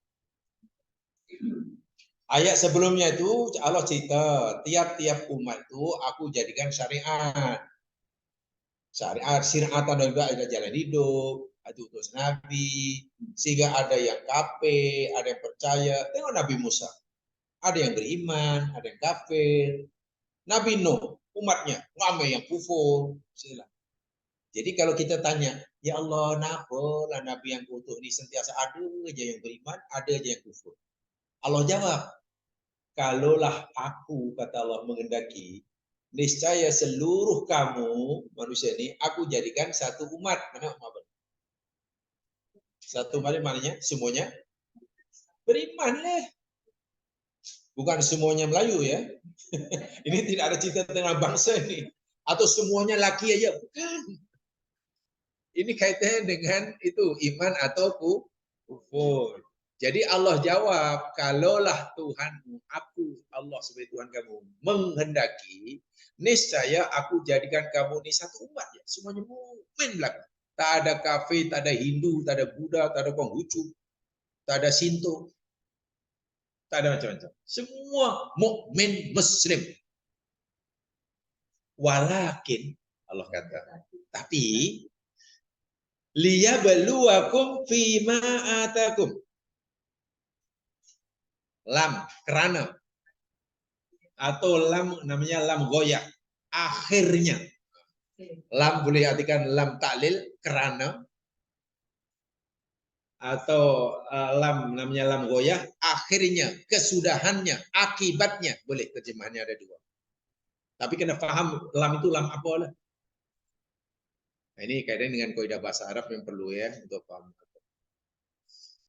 Kerana atau supaya atau akhirnya kesudahannya akibatnya ya beluakum, dia hendak apa bala yablu menguji, dia Allah hendak menguji kamu fima atakum, pada apa yang dia berikan kepada kamu. Qurannya sudah boleh baca, terjemahnya pun tahu, tapi maksudnya apa kayaknya? Ini kalau tak hati-hati pasti maksudnya bingung. Kalaulah Allah menghendaki, niscaya Allah menjadikan kamu satu umat saja. Tetapi karena Allah hendak menguji kamu, akhirnya mengujimu pada apa yang Dia berikan pada kamu. Pertanyaan saya, Allah menghendaki atau tidak semua manusia jadi mukmin? Dalam ayat ini, adakah Allah menghendaki semua manusia jadi mukmin? Dalam ayat ini. Sebelum itu saya ingatkan, tolong memang banyaklah yang perlu dijamak huruf. Dan susahnya bahasa Melayu begini, menjelaskan akidah dalam bahasa Melayu susah di sini. Sebab kalau saya kata menghendaki, nanti jamaah pasti pikir irodah atau masyiah. Sedang masyiah dalam Melayu apa masyiah? Kehendak. Irodah kehendak. Walha masyiah dan irodah bezanya bumi dan langit. Nah, itu masalahnya. Karena kita tak ada bahasa yang tepat. Sebab itu kalau saya gunakan bahasa Melayu pasti jamaah bingung lagi. Sekarang pertanyaannya. Adakah Allah masyiah? Satukan masyiah aja lah. Tapi jangan diartikan kehendak ya. Sebab nanti kalau irodah pun kehendak juga. Adakah Allah masyiah semua manusia ini jadi mukmin? Tidak kan? Ini Allah sendiri kata, walau sya, kalau Allah kendaki, niscaya kamu jadi satu umat. Mana mukmin semuanya kan? Realiti dia, kita semua manusia tidak semuanya mukmin. Bermana Allah tidak masyiah. Betul? Allah tidak masyiah. Pertanyaan saya, apa agak-agak pemberian Allah? Sebab Allah di ayat berkata, fima atakum kan? Apa yang Allah berikan pada kamu kan? Menurut zaman sekarang, apa agak-agak sesuatu yang Allah berikan pada kita, yang dengannya kita tidak, yang dengannya semua manusia tidak mukmin. Yang tidak semua manusia mukmin. Ada kafir, ada kufur, ada Hindu, ada Buddha. Tepat sekali. Tepat sekali. Dalam bahasa agama namanya hurriyatul ikhtiar. Inilah yang sering diaplikasikan pada hidup. Ini adalah poin yang sangat penting dalam mempelajari akidah. Sangat penting. Kebebasan memilih. Jadi fima atakum, pada apa yang Allah berikan pada kamu itu maknanya kebebasan. Jadi bahasa mudahnya, kalaulah aku kata Allah, masyiah, aku boleh jadikan kamu satu umat, mungkin semua tak ada kafir. Boleh, aku kuasa kata Allah. Kalau aku masyiah Allah. Tapi bukan itu yang aku kendaki. Bukan. Yani aku beri kamu hurriyatul ikhtiar, kebebasan memilih, bisa milih sama nak kafir itu pilihan kamu lah. Tujuannya nak menguji kamu. Jadi hurriyatul ikhtiar itu adalah ujian terbesar Allah bagi hambanya. Ya. Patutlah ayat berikutnya, fastabiqul khairat. Apa tuh? Berlomba-lombalah dalam kebaikan. Maknanya gunakanlah kebebasan memilih aku berikan kepada kamu itu untuk berlomba-lomba melakukan kebaikan. Jangan mentang-mentang kata Allah, aku bagi kamu memilih, lalu kamu berlomba-lomba dalam kejahatan. Janganlah. Kamu boleh menggunakan kebebasan memilih kamu untuk buat kebaikan.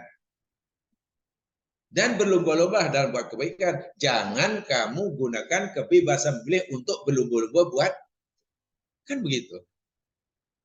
Sana satu contoh. Boleh tak kita mengelak dalam hidup? Boleh tak kita dalam hidup ini mengelak daripada ujian kematian ahli keluarga? Boleh. Mengelak daripada diuji dengan kematian keluarga. Tak boleh, itu pasti kan? Quran sebut kematian itu satu yang pasti. Katakanlah anak ke saudara ke orang tua itu pasti. Dan kematian Quran sebut termasuk ujian kan? Kematian itu ujian ya, bala. Bala. Itu kita tak boleh mengelak. Jadi kalau itu kematian itu ujian terbesar atau kecil sebenarnya? Mati. Kecil. Apa pula bahasa? Nih. Kematian tuh nih. Bukan macam ni. Baik. Bila Allah uji kita kematian, tadi apa? Ujian yang paling besar yang kita telah kesepakati apa? Sebenarnya Allah suruh kita pilih. Bayang aku, nih aku bagi kamu ujian kematian. Nih orang paling kamu sayang mati sekarang. Ini ujian. Dan aku bagi kamu pilihan. Kamu boleh memilih untuk sabar dan kamu dapat pahala. Kamu boleh tak puas hati, boleh protes dan kamu neraka. Sekarang terpulang pada kamu, apa yang kamu pilih. Jadi letak ujiannya bukan pada kematian yang sebenarnya. Letak ujian sebenarnya pada diri kita. Kita nak memilih nak bersabar atau milih nak bengkak. Itu ya. Bayangkan kalau kita salah pilih. Kematian ahli keluarga kita tak boleh pilih. Memang dah Allah pastikan itu. Tapi kita yang kita diberi pilihan oleh Allah, kamu boleh bersabar, kamu juga boleh apa tadi? Tak sabar sedih apa namanya menyesal protes bengkak apa sajalah. Tapi ingat, kalau kamu memilih sabar, itu pilihan kamu, aku bagi kamu surga. Bila kamu memilih untuk mengeluh, tak puas hati, menyalahkan ini, bla bla bla, aku bagi kamu neraka. Sekarang terpulang. Kamu nak neraka atau nak surga? Jadi kematian itu adalah salah satu ujian untuk kita berhadapan ujian lebih besar lagi. Jadi ujiannya pada diri kita ini, bukan pada kematiannya. Tapi orang melihat pada kematiannya itu susahnya. Sakit. Betul itu ujian, tapi ini ujian yang iya. Sebab dengan sebab kita diuji Allah dengan sakit, depan kita ada pilihan. Jalan ke surga ada, jalan untuk dapat pahala ada, jalan untuk dapat siksa pun ada. Bila kita sabar dengan sakit, itu yang demikian. Apa kata Nabi? Dosa kamu akan diampun. Kemudian derajatmu akan diangkat. Tapi kalau kamu mengeluh, menyalahkan itu, tak puas hati, ya tambah dosa. Sekarang terpulang pada kamu. Kamu sabar pun tetap sakit, kamu mengeluh pun tetap sakit. Tapi yang membolehkan kamu nanti bahagia atau tidak, celaka atau sebaliknya, bukan pasal sakitnya, tapi pasal kamu pandai memilih atau tidak. Itu paling dasar dalam hadis. Sehingga kalau kita ditanya, mana yang Anda lebih takutkan dalam dunia? Sakit, kematian, ataupun salah menggunakan kesucian. Nih, kita salah, kita silap, ini ujian yang paling itu kita takut. Orang boleh takut kehilangan barang, boleh. Orang boleh takut sakit, sila. Tapi jangan sampai ketakutan kita pada musibah sakit sangat besar sehingga kita langsung tak takut nanti bila dah sampai nih Kuriatun. Sebab ini betul-betul Allah letakkan di tangan kita nih. Sekarang kamu boleh terpulang, tapi Allah udah beritahu kamu pilih ini balasannya. Ini ayatnya terbesar daripada zaman dahulu hingga sekarang. Adapun bentuk ujiannya yang kecil-kecil macam-macam lah. Ada diuji dengan tsunami lah, dizalimi orang lah. Bahkan dalam hadis hanya musibah tercucuk duri. Itu pun musibah, itu pun ujian. Dan itu jadi masalah itu. Itu suatu yang pasti dalam hidup. Tak boleh dielak. Tapi salah pilih. Itulah sebenarnya agama yang paling inti itu di situ ya Mas kalian. Iya. Saya kadang terpikir dia masa belajar dulu sampai sekarang Allah Akbar. Masih jauhnya lah tingkat yang perlu dicapai. Sebab mungkin dengan sholat kita, dengan puasa kita, kita belum mampu meningkatkan hati seperti itu. Sholat mungkin sudah tak pernah tinggal. Tapi kenapa bila diuji kita sering salah pilih? Lalu di mana fungsi sholat kita? Mungkin sholat itu dijadikan tujuan, itu masalahnya. Dalam agama, sholat di jamaah sekalian adalah alat, bukan tujuan. Wasilah. Contoh, sana bisa itu contoh. Adakah Allah jadikan sholat ini sebagai tujuan kita? Mana bila kita sholat, bye-bye, selesai? Atau sholat itu sebagai wasilah atau alat? Wasilah. Quran sini kata, aqimis sholata lidzikri. Dirikan sholat lidzikri. Nah, zikrullah itulah yang jadi tujuan maklamat sholat. Jadi orang tak boleh pikir, ya Allah saya sudah sholat tahu, jangan direkodkan tak sholat tahu. Walaupun hari sholat nanti zikrullah atau tidak, hatinya tak bersama Allah, bagi dia tak penting. Salah besar. Puasa itu tujuan atau alat? Tujuan atau wasilah, alat, kendaraan. Puasa. Alat. La'allakum tattaqun ujung dia. Sehingga Nabi bersabda, ramai orang berpuasa tak dapat apa-apa kecuali itu karena dia pikir yang penting puasa. Puasa bukan tujuan. Bukan. Melaksanakan perintah Allah, meninggalkan larangan Allah, itu bukan tujuan. Allah suruh kita buat perintahnya, meninggalkan larangannya, supaya kita mencapai matlamat yang Allah sendiri tetapkan. Nah, mikir lama itulah yang. Tapi kan, oh tak apa, yang penting you sholat. Yang penting jangan tinggal itu berhenti. Usah tuh. Ya ibaratnya orang beli kereta, koleksi kereta. Tapi kemana-mana jalan kaki. Gimana? Sehingga saya tak pernah lah pergi itu Subang, tak pernah, jauh lah tak pernah. Lah kan ada kereta. Coba. Banyak kendaraan tapi tak pernah mencapai tujuan yang nak itu.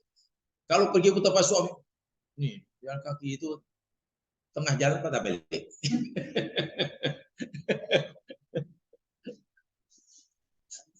Ada paham di situ? Boleh. Nih tolong diingat nih surah ini.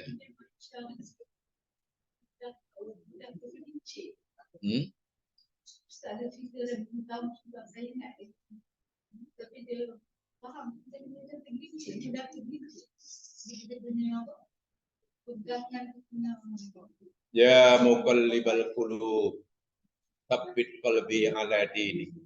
Ya musarrifal qulub, sarrif qalbi ala dini. Ajaran Nabi. Ya Allah, wahai zat yang balik-balikan hati, teguhkan, tetapkanlah ya Allah hati hamba ini atas agama.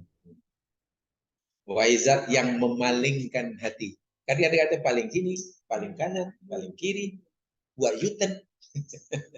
Sarif qalbi, hadapkan, arahkan hati hamba ini ila dini. Nabi pun selalu baca doa itu, apalagi kita. Sebab hati apa bahasanya apa ya? Hati bahasa Arabnya. Qalbun ya.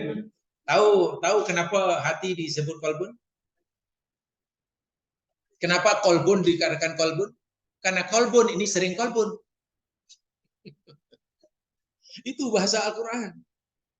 Qalbun dinamakan qalbun karena qalbun ini sifatnya qalbun.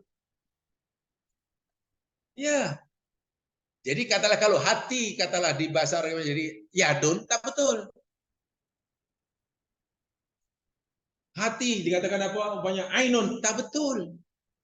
Dengan kolbon itu paling tepat. Karena memang sifat semula jadi ciptaan Allah yang bernama kolbon itu sifat semula jadi sering mudah sangat sekejap ini sekejap.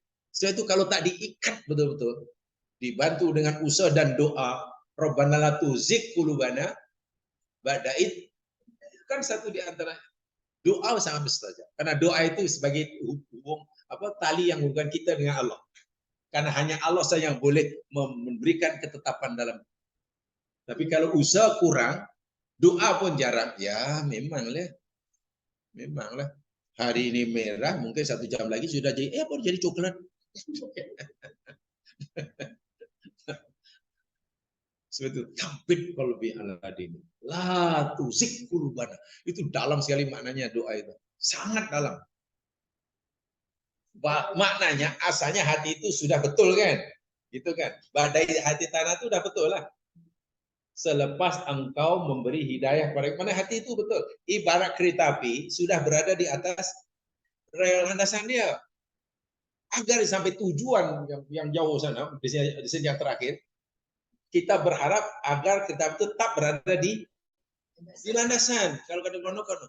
Coba kalau kereta api itu keluar, tuzigh qulubana. Ya Allah janganlah roda kereta api ini tuzigh itu keluar aja macam terpeleset balik di tengah jalan lah.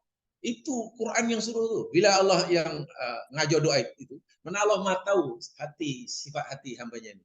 Tanpa bantuan Allah dan tanpa usaha dari kita pun, ya memang mudah sangat. Sangat mudah. Itu caranya. Dan kita masih dalam proses ke arah itu sebenarnya. Ya, kita tahu. Hanya perjalanan kita ini sudah sejauh mana, ya tentu berbeza antara A, B, C, D, dan seterusnya. Yang pasti, selagi kita masih diberi peluang oleh Allah, kita tidak boleh berhenti dalam proses ini. Dan terus ini. Dan jangan ini ya, jangan tukar arah tuh haluan. Dah ada kata pula, dah give up bla bla bla buat U-turn. Nah, Naik tangga bukan susah. Tangga itu ada 10 anak tangga. Dah sampai tangga yang ke-8 dah tengok kawan, turun balik. Rugi. Atau jangan nanti jalan-jalan terperangkaplah dengan di runabout. Karena kagum dengan signboard yang di situ. Terpesona pusing. Yalah kalau kita kata buat pusingan sekali itu mungkin wajar lah. Tapi kalau ada orang nampak pun mungkin, orang itu pusing, bingung. Tapi kalau udah 2 tahun di situ pusing. Pimai betang tuh ya, macam mana ya? Sedangkan masa makin suntuk. Coba. Masa untuk kita sampai matlamat akhir makin kurang, makin sempit. Kita terperangkap dulu. Pusing, pimai itu. Bila nak sampai? Jadi kita berfikirnya mesti ada apa ya? Semua ada panduannya Al-Quran ya Mas Kilan ya, yang saya sampaikan. Hanya tidak sempat setiap kesimpulan. Saya tidak menunjukkan setiap kesimpulan yang saya sampaikan itu berdasarkan Al-Quran. Ya contoh Qudratul Ikhtiar, contoh tentang ilmu Allah itu ada Al-Quran ada tuh. Dari ilmu Allah tuh mana, dalil ayat Quran dan kitabah tuh mana, dan masih itu ada sebenarnya, tapi tak, karena tadi hanya sampingan ya. Semua Al-Quran yang saya sampaikan insya Allah. Untuk menunjukkan. Boleh itu? Boleh ya? Mudah-mudahan juga dari Allah SWT. Hanya pertama itulah. Adapun yang lain-lain itu ya kita boleh terus amalkan saja. Contoh kalau ada apa himpunan doa-doa maksurat ya sudah tak ternyata amal. Doa daripada Nabi, doa pagi apa, terus amalkan aja lah. Tak payah didiskusikan, menghabiskan umur nanti. Dah jelas Nabi bagi doa ini, petang sudah terus. Tak payah nanti buat kelas khas bersiri doa pagi. Waktunya bila? Menurut setengah orang ini ada wow atau tidak? Terlalu lama nanti. Sedangkan pekerjaan tugasan yang lebih besar belum di. Itulah bagi saya macam. Apalagi sudah jelas kata ini Al-Quran, sudah. Ini kadang-kadang Allah. Yang elok bila ya baca Rabbana Atina itu ya kalau kata orang tuh itu yang elok masa kita tawaf lah. Tawaf itu Rabbana Atina fid dunya hasanah. Boleh tak itu dibaca katakanlah lepas sholat? Ya tak salah, boleh. Tapi jangan selalu lepas sholat mesti baca sebab tak boleh mengekalkan lazimkan itu boleh kena tukar-tukar. Itu pula dah jadi. Kalau dibaca katalah malam hari ke atau kita nak lepas buka ke, doa buka puasa bukan Rabbana atina fid dunya hasanah. Akhirnya tengok, jadi diskusi yang luar biasa. Saya kan terpikir apa yang sebenarnya nak dicari. Ya masih kan doa ini perintahnya bersifat umum. Doalah kamu ada aku kata Allah, aku akan kabulkan. Ini pertama, umum. Kedua, Quran hadis tidak menetapkan masa dan tempatnya. Itu kedua. Artinya kita boleh baca doa itu bila-bila masa. Kecuali ini, doa yang memang oleh Nabi dikaitkan dengan masa atau tempat. Itu tak boleh ditukar.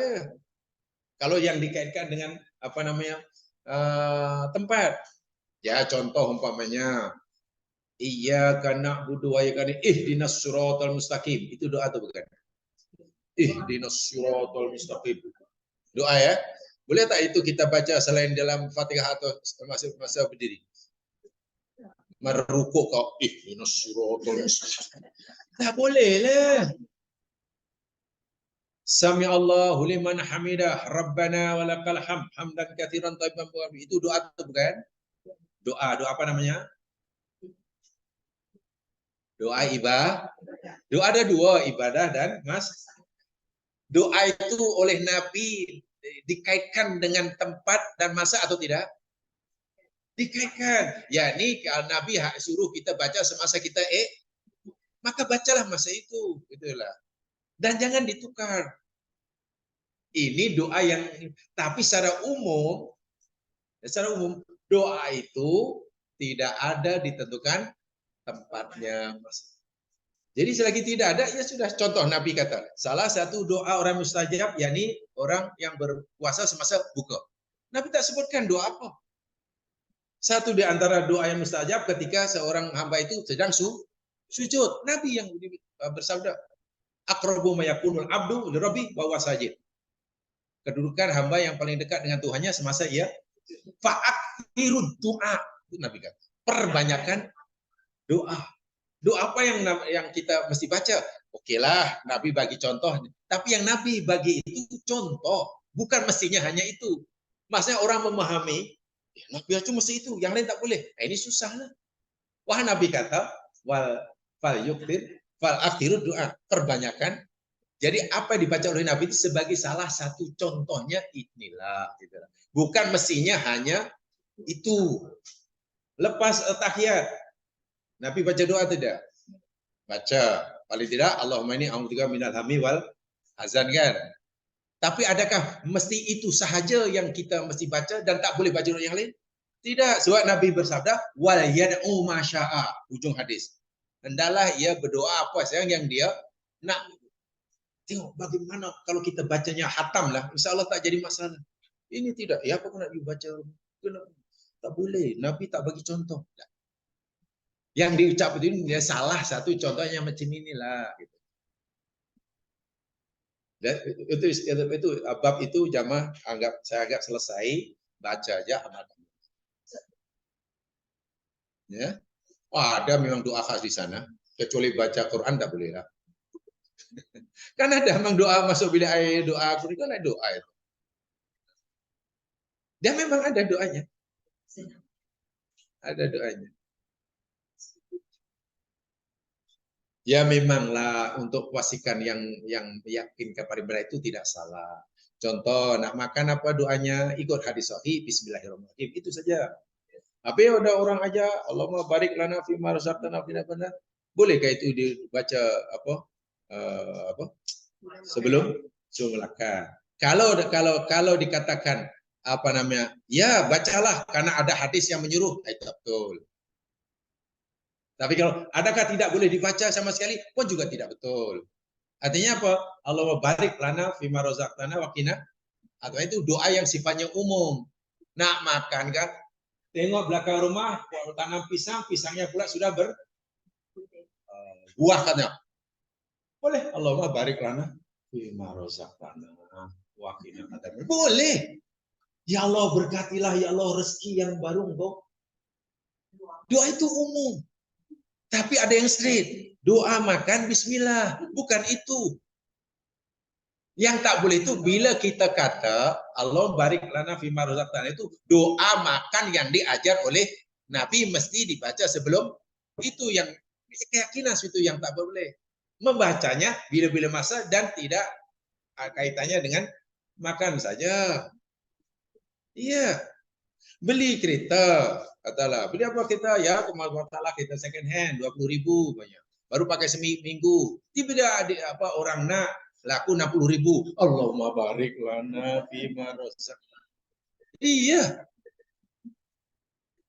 Itu yang saya pelajari dahulu dan saya amalkan. Pergi ke mana supermarket macam mana beli apalah bro, keripik apa, keripik apa lagi. Kan apa namanya goreng-goreng itu kan. Bilang tu. Satu bungkus berapa? RM10 banyak. Dan tidak dimakan. Baru keluar pula ada orang nak beli. Saya naklah, saya nak sangat tak apalah. Saya beli RM50. Allahumma barik lana. Mana ya Allah berkatilah. Apa maknanya? Berkatilah bagi kami rezeki yang kenapa itu tak boleh? Tapi kadang orang ada ke dalil hadisnya. Ini masalahnya. Wah, doa itu sifatnya doalah kamu pada aku, niscaya aku akan kabul. Dan Allah tidak jelaskan bila, di mana, sebenarnya apa, kecuali doa yang dikaitkan dengan waktu. Contoh sami Allah tadi itu tak boleh lah tukar-tukar. Tapi dia pikir setiap kalau kamu baca tadi jual KP untuk RM40 itu ada ke doa perintah? Ya memang tak ada lah. Kalau secara spesifik tidak ada. Kan? Tapi kalau kita paham makna ud'uni astajib lakum, ya itu dalilnya. Tapi orang nak, kena ada dalil kalau tidak nanti bid'ah. Nah, kacau lah kalau akhirnya semua yang kita tak tahu nih, jangan doa, jangan. Macam mana minta berdoa pada Allah masuk neraka coba. Logik akal yang waras kan susah nak terima kan. Kalau berdoa situ dipanggil bid'ah dan bid'ah itu sesat, dan saya itu masuk, macam mana berdoa pada Allah masuk neraka? Jadi bagi saya yang itu saya anggap jamaah sudah paham semua, sudah selesai, amalkan. Jadi itu saya mengajarkan dari aspek yang lain. Jangan itu nanti terus ini yang pagi ini kan, wah kacau. Itu nanti umur kita habis. Bak kata orang yang lain sudah paham, mungkin makam sudah sangat tinggi di sisi Allah, kita masih bicara tentang macam mana nak jalan, macam mana kawan sudah kita sudah sampai Johor Bahru. Kita masih macam mana? You start. You start macam ni ke kanan. Tak boleh, you kena duduk di ni. Kurang masa habis untuk bincang. Macam mana ni? Ini isi minyak di mana? Sana ni minyak. Tak boleh. Akhirnya masa dah habis, kita masih belum start. Pesanan guru saya dahulu sangat-sangat filosofis, dikata nanti di masyarakat setelah kamu belajar banyak nanti, jangan kamu bertekak tentang masalah azan sehingga terlepas waktu sholat. Sampai sekarang saya pegangi kalimat mutiara kata ini. Jangan bertekak masalah azan sehingga terlepas, apa itu maknanya? Masalah azan itu macam mana gini, macam ini atau macam ini atau macam ini atau lagu macam mana? Waktu maghrib dah habis bisa. Macam itu ke jalan ke surga. Jadi di sini dalam agama ini ada priority, ada afdoliyah. Dan banyak kadang masyarakat tanpa disedari kadang terjebak dalam masalah ini. Sehingga kita tak tahu sebenarnya apa yang dicari. Lebih ya, merasa lebih rugi ya, selagi belum pasti cara yang betul azan. Letak tangan di mana, hayla sholat ke kanan ke kiri ke, atau tak payah tinggal ke panjat menara. Sebab pada zaman Nabi bila naik ini ada kita ini mesti naik bumbung masjid. Jadi tak perlu pakai speaker atau macam mana. Azan dilakukan atau tidak, atau hanya sebab kadang ada yang terlalu rigid. Allahu Akbar, karena tak ada lagu. Kata saya ini apa ke betul? Tak tahulah itu salah yang memahami atau salah yang memberi kefahaman, saya tak tahu. Saya khusnudon aja. Tapi sedih kalau masa-masa itu sedih. Ya ada dari zaman azannya. Apa azan macam itu? Akbar. Hayya salah.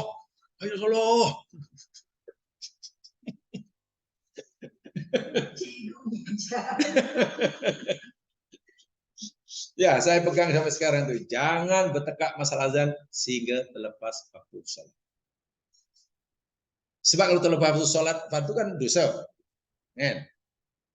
Pertanyaan saya, orang nak sholat jamaah fardu, katakanlah dia tidak azan, dosa atau tidak dosa? Tidak, kan hanya sunat kan? Maknanya hanya mukhalafatus sunnah atau mana tarkul afdaliyah, meninggalkan keutamaan, bukan dosa. Sholat itu tak sah. Tapi kenapa kita memburu yang sunnah?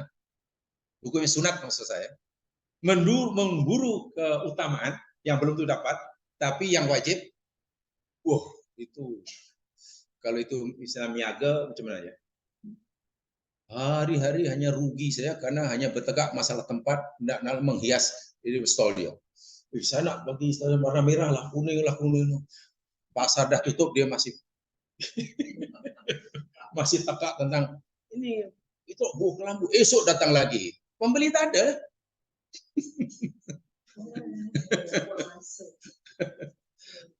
Perlu, tetapi maksud saya ada afdoliyah. Ini baik.